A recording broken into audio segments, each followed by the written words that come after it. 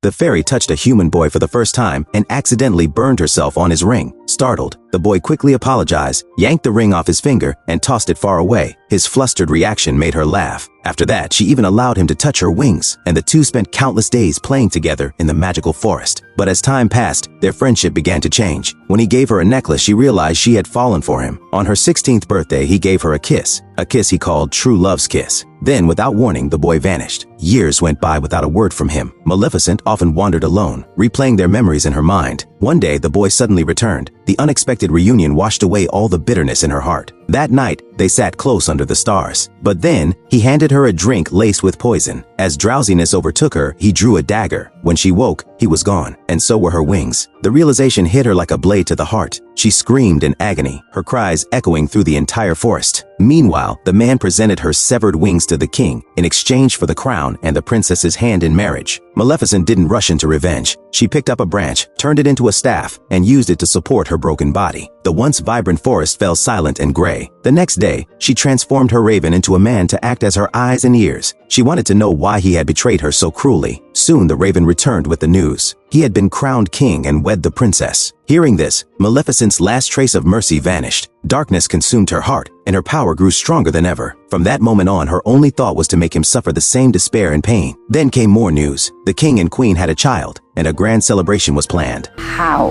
wonderful. On the day of the celebration, the palace brimmed with joy. Even the little fairies came bearing gifts. Suddenly, the air grew heavy, and Maleficent appeared uninvited. She told them how deeply it hurt to receive no invitation. The king declared she was not welcome, but Maleficent smiled coldly and said she had brought a gift for the princess. She walked slowly toward the baby's cradle. Before the sun sets on her 16th birthday, she will prick her finger on the spindle of a spinning wheel and fall into a sleep like death. True Love's Kiss. The king, in fear, ordered every spinning wheel in the kingdom burned and locked away in the castle dungeon. Then he entrusted the princess to 3 fairies, sending them deep into hiding until the day after her 16th birthday. But Maleficent knew everything. She often visited to frighten the child, though every time, the little princess only laughed. I hate you. Beastie. The 3 fairies had no idea how to raise a baby and often left her crying in hunger.